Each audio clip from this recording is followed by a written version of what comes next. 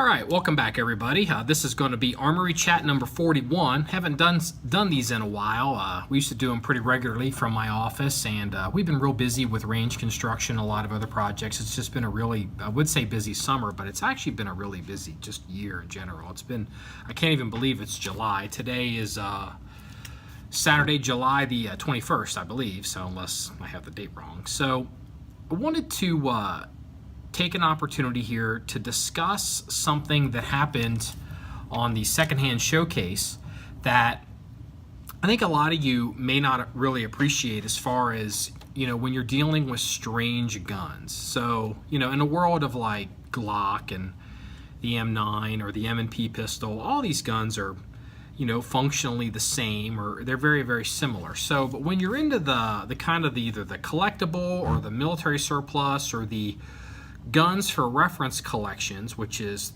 part of the reason why we run the Armory the way we run it, you need to really keep an eye out for features and behaviors and you know, hidden quirks and peccadillos of firearms, you know, because if they're not a well-known firearm, you know, you may very well miss it, or you may not even know how to operate the gun. So, you know, I can tell a story from back in the 90s, the first time I ever ran across a Hakim rifle, and I was in a gun store, and they were like, "Hey, Marky, check out this gun," and they handed it to me, and I'm standing there, all these old men watching me, and I couldn't get the action open, and I didn't know how to clear it, and I had to ask for help. And it was one of those moments when I kind of told myself, I said, you know what, I need to start learning how, you know, strange guns work, just in case I ever run across them. So here we are today in 2018, why we have the Armory and the reference collection and all that. So anyway,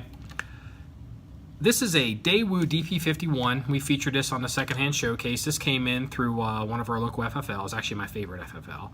And it has a feature that I think a lot of the kids that have these were not completely unknown guns, and I think this is a well-documented feature, but frankly, I either had forgotten about it or wasn't aware of it, and if I hadn't caught it at the gun store, I may have very well missed it. And so, you know, this feature, it's a weird thing. So where the gun, it's a double action, single action gun. You guys saw that. It's pretty simple. But what they have is you can, you know, have it cocked and locked, but you can also, since it's cocked, push the hammer forward, and so it'll function as kind of like a really light double action first pull and then go off. So now this isn't a new idea.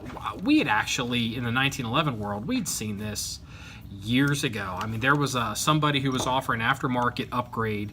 You bought the parts, and you could basically get your 1911 to go cocked and locked, and then you could push it forward, and that was a way to supposedly get your PD to possibly approve you carrying a single action gun. This is back when all the DAs were you know, taken over, and a lot of people were fighting to try to hold on to their single action guns. So, well, Daewoo with this gun has this type of feature. So they call it fast action. Some people call it triple action. I guess I looked it up on the internet, and some people call it double action plus. I have no idea what to call it. I just remember it from the old days.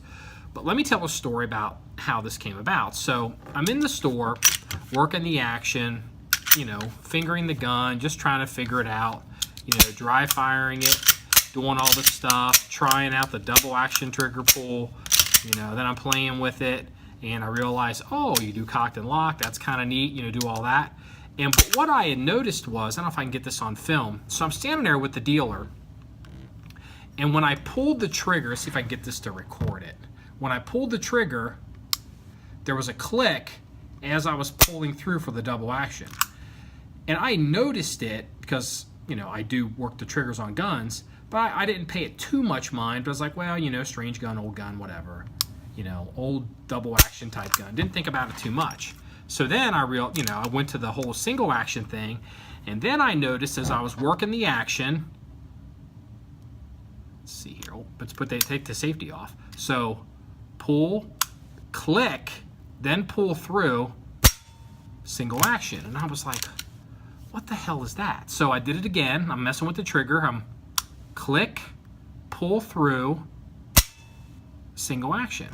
And I'm standing there and I'm talking to the dealer and I'm like, what's up with the trigger on this gun? It seems like it has, I mean, I made up the phrase on the spot. I called it a false sear.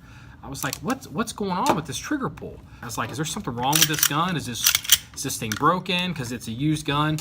And he goes, oh, wait a minute. I forgot to tell you, because I hadn't seen one of these in a long time. That's when he showed me the whole cocked and locked, push the hammer forward thing. And I was like, oh, okay, I think I've heard of that. I didn't recall ever seeing it on a production gun, but referencing back to the old 1911 days.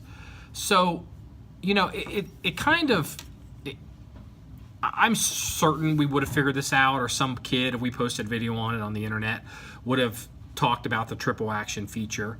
But it was a good reminder of when you're messing with guns and you're fingering them and you're working the actions and you're doing whatever it is you're doing. If something seems odd to you, seems different, pay attention to it. If something seems out of place, pay attention to it.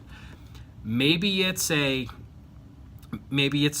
clue that the firearm is damaged or somehow broken, or maybe it's a clue that there's a feature there that you're missing. So anyway, just keep that in mind. It gives you an excuse. The next time you go to the gun store and you pick up a gun that, may not really interest you that much or may not seem that exciting, feel free to actually work it and play with it and figure it out, because you might discover, an Easter egg or some strange feature that's been lost to history. So anyway, that's the story of the DP51. And always, pay attention and trust your instincts when guns don't behave the way you think they should. If you want to see more information on this gun once we get the new range up and running, go to our website, John1911.com. That's JOHN1911.com. Remember, it's all about shooting guns and having fun. Everybody, have a good day.